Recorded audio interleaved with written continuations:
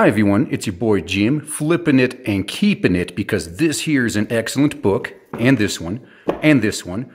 Great series, you all need to pick it up, don't sleep on this one.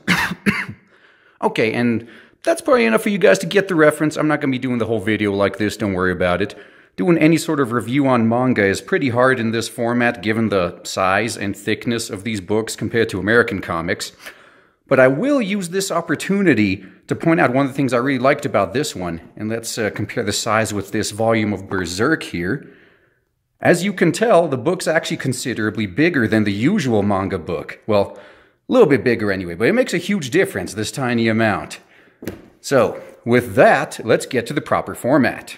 And there we go, a whole lot better now, isn't it? Better sound, better visuals, better everything. Either way, here we are staring at the cover for book 1. Got the main character Phos in the middle, of course, Bort up top, Diamonds to the right, and then Morganite down there at the bottom. Really wish that one would get more screen time, really like that character. In case you couldn't figure it out, these characters are, well, gems. And before you say anything, no, this isn't the Japanese Steven Universe. Land of the Lustrous actually came out months before the pilot episode of Steven Universe did. So if anything, Steven Universe is the American Land of the Lustrous. So just had to put that out there. And the first page you get as soon as you open it up is awesomely enough in full color. Even though the index comes after this is in fact the first page of the manga. And seeing this, I really wish we had more of this in full color. I especially love how the light is reflecting through their hair on their shoulders and arms and back. Something the anime actually recreated pretty well. But either way, as I'm quite sure you can tell by looking at this manga uses a pretty minimalist art style. If you're used to American comics or the top of manga like Berserk, which is highly detailed by the way, the exact opposite of this type of minimalist style, then the art style may not be for you. In which case I suggest you actually just check out the anime because it follows the manga almost to the letter, and on top of that has a pretty awesome art style. However, if you enjoyed the art style of something like Sailor Moon, then this should be right up your alley. That's the one thing I was reminded of the whole time, at least when it comes to the character's body proportions. And now here we are at the index, another awesome example of this full color artwork. And in case it's not obvious, these 2-page spreads look and work a whole lot better when you're viewing these digitally than when you have the physical book. You always get that little bit in the middle that's all warped or completely hidden. And with that, sorry to disappoint, but I'm not going to be going through all 193 pages of this. In fact, that's one of the things that kind of annoys me about the YouTube comic reviewing community. They go through the entire book and maybe skip like 2 or 3 pages. I mean, dang, at least leave something for us to figure out on our own, right? So I'm not going to do that. I'm just going to focus on the parts that I think are the most important and or funniest. And if you like what you see, go out and buy it. As soon as you start liking what you see, don't bother finishing this video. Just stop right there and go buy it and don't spoil any of this for yourself. That's usually what I do anyway. Trust me, I'm not going to have any hard feelings if you don't finish this video. I'm probably not going to make all that much off of it anyway. I'm mostly just doing this to spread the word about something I like. Cause Lord knows the SJWs ain't helping at all. And why do I bring them up now of all things? Well, cause as I mentioned in my favorite anime of the season video, despite what they may look like, all of these gem characters are, well, androgynous. They're literally just gems, they don't have genders. So basically I made the comment that this is basically like all the stuff the SJWs claim to want, but good. The whole gender thing never even plays a part in this story. It's just a natural side effect of what these characters are. So I thought, if nothing else, maybe the SJWs will make themselves useful and get the word out about this awesome manga and anime. Instead, a large contingent of them are just spending their time arguing gender in the forums, again, which is kind of annoying since it literally plays no part in the storyline here at all. It's about the least important thing you could take away from this entire manga, but hell, they're all over that. That's all they care about. Then on the other hand, you got others like, say, at Anime Feminist, that were too busy obsessing over all of these characters having the same body types and, oh my god, they're showing off their legs. Basically, even if you give them a good version of pretty much exactly what they ask for, they're still not going to be happy. So while it's not surprising, it still is kind of disappointing that they're not helping at all. But anyway, now we continue from that first panel with Morganite breaking off from the rest of the group and noticing Phos hiding, well, sleeping in the grass. Before moving on, she decides to pass on a message. And yes, I know I'm referring to some androgynous, genderless gems, but these specific ones are clearly feminine presenting, and I know referring to them as she is gonna trigger some people, so hey, get triggered. I'd refer to them as she just like how I'd refer to a feminine presenting robot as she. So hashtag deal with it, now let's get back to the important stuff. One of the most important storylines to follow here, in my opinion anyway, is the personal growth that Phos experiences over time. At the beginning, she's not really good at anything, has a pretty mouthy personality, and because she's so weak and not really all that smart, Kongo hasn't assigned her a job yet. And this is something that's in the translation notes, but apparently Kongo in Japanese is almost something like adamantine. And so far anyway, it seems adamantine seems to be the only gem that doesn't exist in real life that makes an appearance here in these books. And he's also by far the strongest and the only male-presenting one, so take from that what you will. But being a manga that actually focuses quite a bit on combat, gotta show a little bit of that here and there. In this particular case, they think they've defeated their Lunarian enemy by slicing off the big one's head, but instead it looks like that's where they keep their special weapons. In this case, arrows tipped with Heliodor, which happens to be one of the gems that they captured earlier. So this reaction here is actually perfect given the situation. I mean, how would you guys feel if your old friend's body was being used as a weapon against you? Though hey, it's all good. As long as they could gather up all the pieces and reassemble them, hey, they could bring anyone back. And considering the number of times that Phos falls apart in this series, that's a good thing. And speaking of falling apart, here's exactly what I'm talking about. Kongo gets mad because he found out that the others called him old earlier. They're basically saying, hey, they can take care of this fight themselves, just give the elderly a break. And in doing so, he just brushes up against Phos and bam, there she is in pieces. I said before, didn't I, that these characters all tend to fall apart quite a bit, especially Phos. You're going to be seeing them in pieces quite often. In a way, this is kind of a gory manga, except minus any gore, funny enough. And while laying there in pieces, Phos finally gets assigned her first job, which she doesn't seem too keen to do. But it's thanks to this job that she eventually meets Cinnabar. And this is the first time you really see the character grow. She finally meets someone who's worse off than she is. Phos may be just useless at the moment, but Cinnabar's very existence is harmful to everything around her, both gems and living things. Considering that Cinnabar is where Mercury comes from, it's not that much of a surprise, is it? And you could make the observation that, for lack of a better term, Cinnabar is a pretty emo character, but in this case it's kind of excusable. If you were a nice, intelligent person, yet your very existence caused harm to everything around you, I think it's pretty excusable to mope about it a little bit. So after Cinnabar, she then goes on to meet Diamond and Bort. And this is the part where we realize that out of all of these characters, it's mostly just Kongo and Bort that are practically invincible. They clearly do all the heavy lifting in this series when it comes to combat. And quite often you get to see pretty much all the other gems just getting wrecked, and then Bort or Kongo just shows up and one-shots everything. They're not really a Deus Ex Machina per se, but they do come pretty close sometimes. Though the Lunarians do understand this, and they do sometimes put effort into making sure that they are not around in combat. Plus, if there's one trope that I've grown to expect, it's eventually taking out these superpowered characters just to show how even more superpowered the current enemy is. That's something that may or may not happen here in the future. Though specifically when it comes to Bort, she definitely doesn't come off as the nicest character. But to be honest, I find her pretty relatable. Not only does she legitimately want the others to stay safe and not do things to pointlessly endanger themselves, but being one of the few truly competent fighters, it's kind of understandable to see how frustrated she may be with some of the lesser fighters just getting in the way while they claim to want to help. That's something I'm quite sure all of you have seen in real life to some capacity. Someone you know is incompetent volunteers for something you know they can't do, and you just sit there thinking to yourself, crap, I'm gonna have to work twice as hard cleaning up this mess now. That's pretty much everyday life for Bort. Plus, whatever else you may say about Bort, she gets shit done. Here, for example, you got her and Diamond cracking the shell of a giant snail that happened to eat Phos earlier, and pulling it into the water where it can be properly shriveled. That snail actually becoming a pretty important character later on. But not before a few hilarious scenes with all the other gems thinking that Phos is the snail now, and making all sorts of awesome comments about how she's just as useful now as she was before, how she's better looking now than she was before, and on the plus side doesn't have to worry about being taken by the Lunarians anymore, huh? And I love how Red Barrel just puts a ribbon on her saying, hey, there we go, much better now. And even after Phos properly comes back, they're still going on about how this snail is smarter and cuter than she is. And this right here, I believe, is one of the huge plot points in this series. Phos is the only one among all of them that could understand what this snail is saying. And as the manga goes on, you'll notice that she can talk to a whole bunch of other things that the others can't. Now, I'm just wondering if that's a talent she always had, or if that's something she picked up after being eaten. We'll probably find out sooner or later.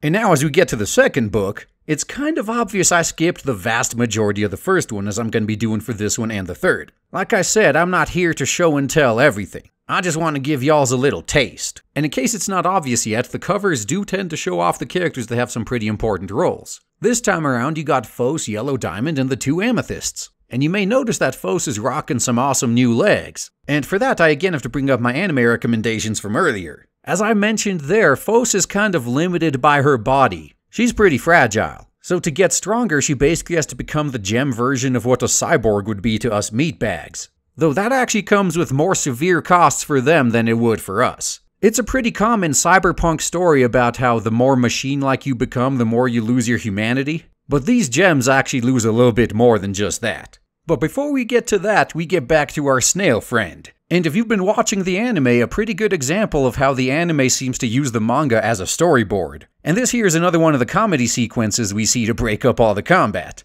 Basically, Rutil ends up kicking the snail up in the air, and it happens to land, of all places, on Kongo's head. And since it is pretty dang funny, all the rest of them bust out laughing, and Phos already pretty much knows that she's gonna get blamed for it. And Rutil knows as well, because notice how she quickly just leaves the scene without saying anything? And one of the things I really love about this scene here is that the characters' shocked and surprised faces are basically no faces at all except the mouth. I don't remember seeing this reaction done this way anywhere else, but for whatever reason it actually worked. It did get a chuckle out of me. And also we get to see a little bit of Phos's character growth right here. This entire time she's actually apologizing to Cinnabar because she won't be able to help anymore. So yeah, in the previous book, Phos actually did promise to help Cinnabar with something important, but you're gonna have to read it for yourself if you want to find out what that was. Again, I'm not here to show you everything, I'm just here to give you a taste. As many pages as I'm skipping, that should be pretty obvious. So anyway, a bunch of other stuff happens and our snail friend convinces Phos to take her into the sea. And this is a pretty big deal for these gems because, as you saw earlier, they tend to shatter, especially Phos. But as long as all the pieces can be gathered together again, they can be reassembled. But under the sea, said pieces tend to get washed away. Not exactly a position you want to be in. These characters may be immortal, but it's not with no strings attached. And thankfully for us, we then get to see said snail's true form as Ventricosis. Turns out she's actually a pretty hot chick, huh? Unlike all these androgynous gem people, she's an actual woman and has tits and everything. And it turns out her race and the gems and the Lunarians are actually related in some way. But again, that's something you're gonna have to read for yourself because it's a pretty big plot reveal. Even though Phos herself seems to forget it after she loses those memories, which were, funny enough, contained within the legs she lost while under the water. Whole bunch of what I said earlier is suddenly coming back now, huh? And after that, yet again, we get to see some of Phos's character growth. She's able to forgive a betrayal. Again, she seems more concerned about protecting Cinnabar than herself. And in the end, after all that, she's able to get herself a nice, awesome new pair of legs. Though again, she did lose 1/3 of her body, and with that was 1/3 of her memories. This is actually a good time to bring up something I again said in my anime recommendations. I thought it was kind of weird that she didn't powder her legs to look flesh-colored like she does the whole rest of her. But it turns out it actually does make sense because the microorganisms living in them that give them the ability to move, called inclusions,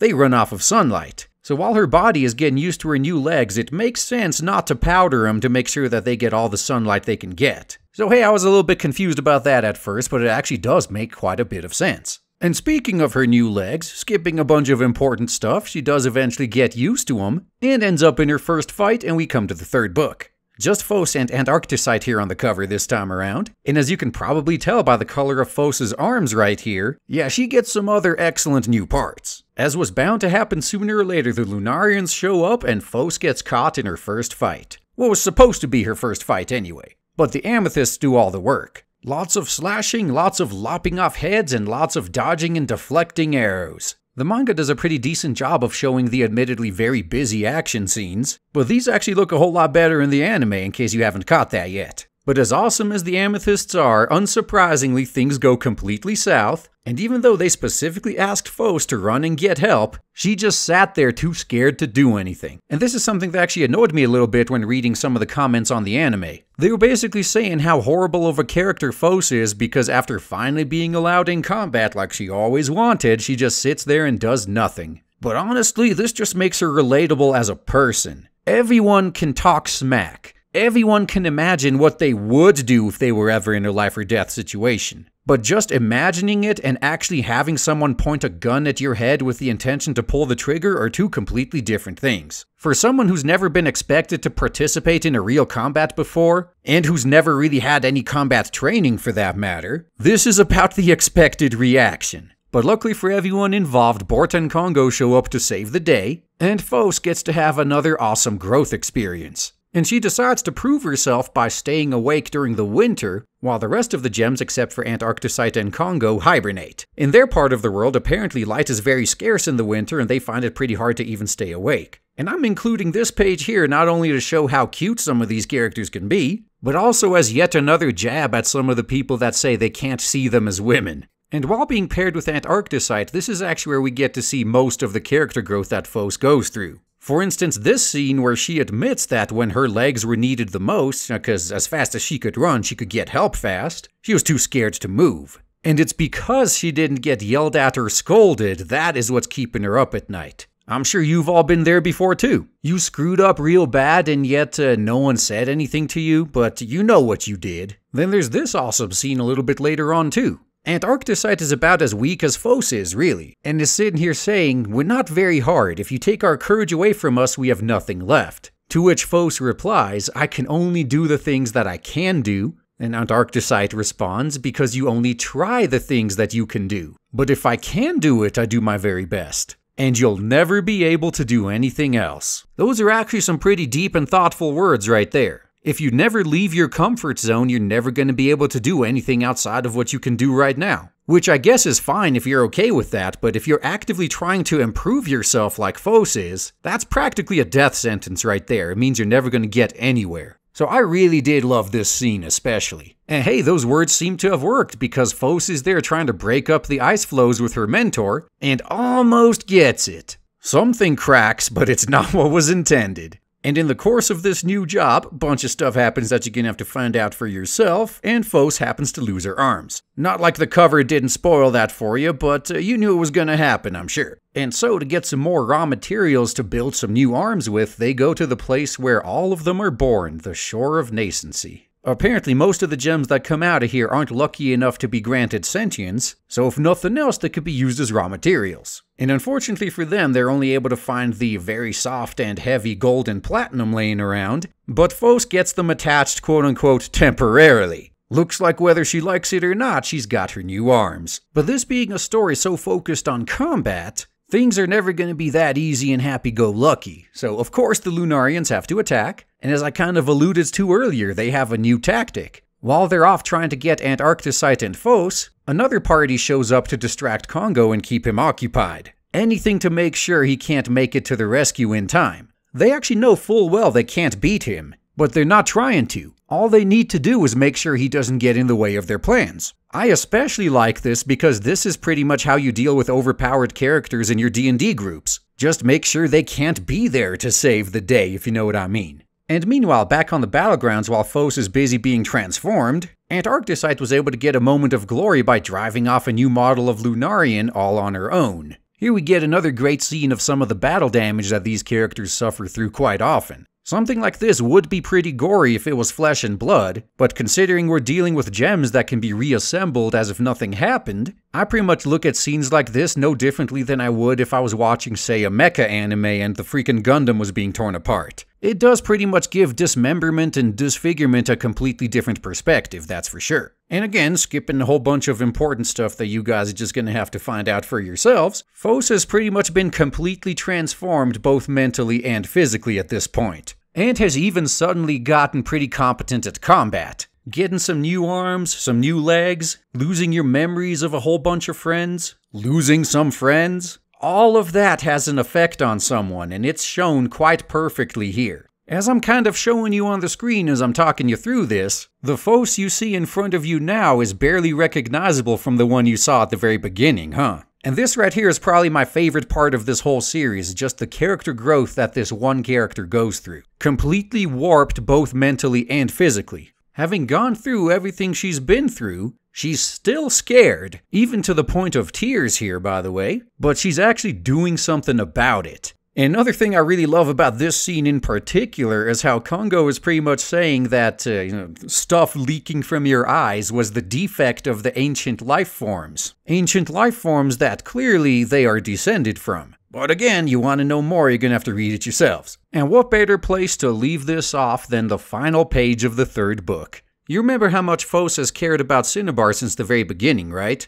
She cared more about Cinnabar than her own well-being. And that right there is the power of this scene. Phos has paid a much higher price for her new arms than even she knows. And that brings us to the end of the 3 currently released legally here in English books. But I'm not going to be doing any more of this anyway. This should be more than enough to give you a taste of the series, so if you liked any of what you saw, or if you got interested, especially towards the end, then be sure to check Land of the Lustrous out. If I ever go and do another one of these types of videos, it's going to be for another series I want to bring to your guys' attention. Maybe I'll do one later on Frankenfran, that's pretty much my favorite manga of all time still. But anyway, that brings us to the end of this video on Land of the Lustrous. Hoped you enjoyed and hoped you were interested enough to pick it up. And that's all I gotta say, guys. Thanks for listening.